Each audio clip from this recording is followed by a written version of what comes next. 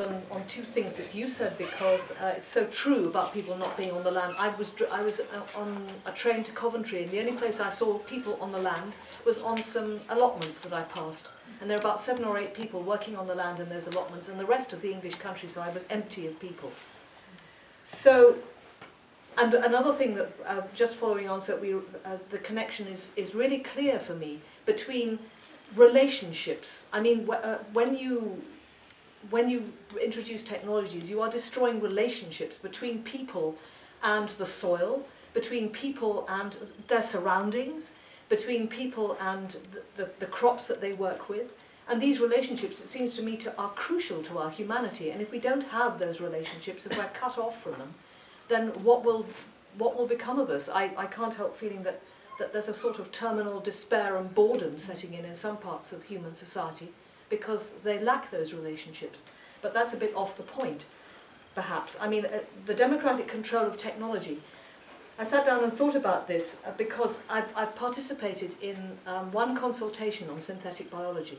And it was a long process, and it was very, very interesting, because I was there as one representative of a small research organisation, and I found myself in a nest of not thieves exactly, but people who were prepared to tell the most extraordinary lies. That is one thing that was very clear. One person said, unless we use synthetic biology, we're all going to starve. This was a scientist from Imperial College. I was not supposed to comment. I went up to him and said, you can't say things like this. He then went around and apologised to everybody and said he'd only said it because he was a passionate scientist. What I thought was very interesting was the public particularly identify passionate scientists as a problem. So they picked up on something, and this was reflected in the report. And that brings me to an important point, which is that my experience of the public in that consultation, and we had all sorts of rows about how they were going to be recruited and stuff, but I think in the end they were recruited in a fairly...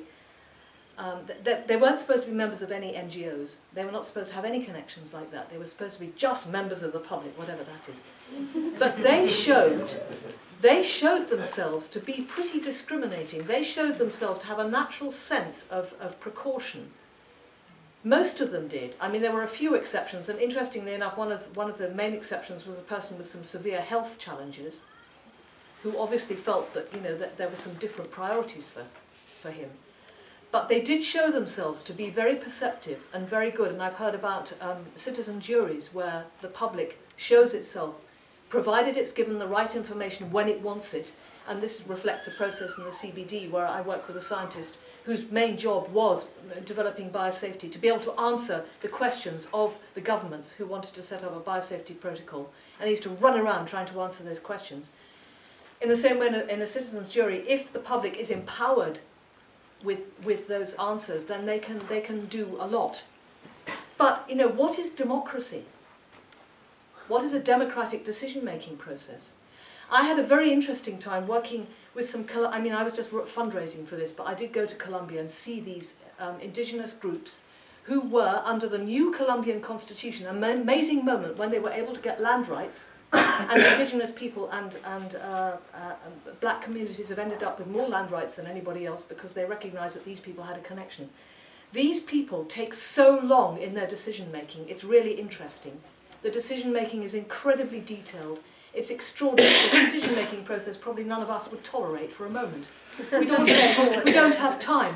It's like I once participated in a discussion about things, about our failure to spend enough time. And people actually came back without a sense of irony and said they didn't have time to come to the last meeting.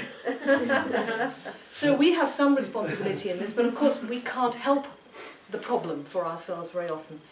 But I think that those indigenous people and the length of time they took on a decision-making process, and they said they were going to include everybody, and they weren't going to have any white people. They were going to have white anthropologists present, but they were not allowed to say anything unless they were asked to say something.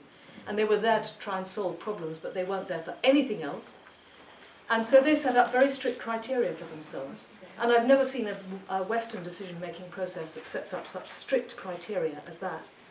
And then, of course, a whole new thing has come in, which I was not paying enough attention to, although I was aware as a woman in these synthetic biology consultations. There were a few women who were sociologists who were supposed to be commenting on these scientists and what these scientists thought and said, but many of them didn't really comment and they didn't challenge very much.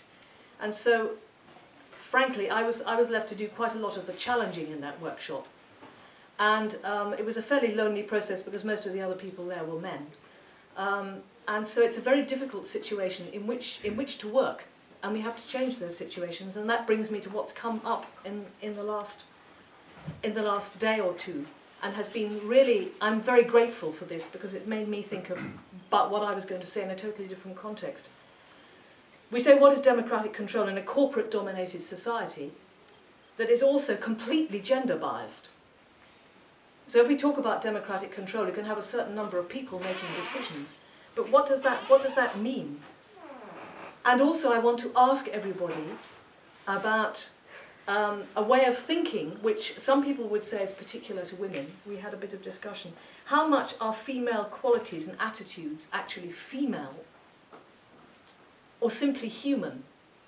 And we're talking about things like compassion rather than control. And when I think of women who collect seed and their knowledge and so forth, they have to have a relationship with what they're working with.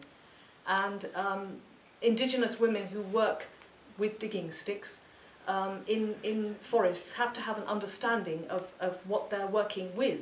And they do not see pests as things to eliminate, perhaps partly because they can't eliminate them using the sort of agriculture that they are. So what I'm trying to say here is I think that there's a whole complex of issues around democratic decision-making and technology that we certainly don't take into account, even regardless of the fact whether there's equal access or there's equality, whatever equality means. And there's a whole lot of issues even around equality that we have to challenge, because the whole thing of a female attitude or a different attitude to the world that involves compassion rather than control would eliminate that whole nonsense that you were talking about immediately. But it's a mindset that says we have to be efficient, that terrible word efficient. And we have to line everything up so that farmers can farm 100,000 hectares in no time at all. And I used to wonder what GPS, why there was so much GPS interest in Argentina until I saw a soy field. And there's no way you can find where you are in a soy field that stretches from horizon to horizon. But if we changed our way of thinking and our whole approach to it, then that would be another area of democracy. So the democratizing of decision-making means far more than just equalizing access. It means changing attitudes and challenging those attitudes at a very, very deep level. And here's a place where we can start to do it. Thank you very much.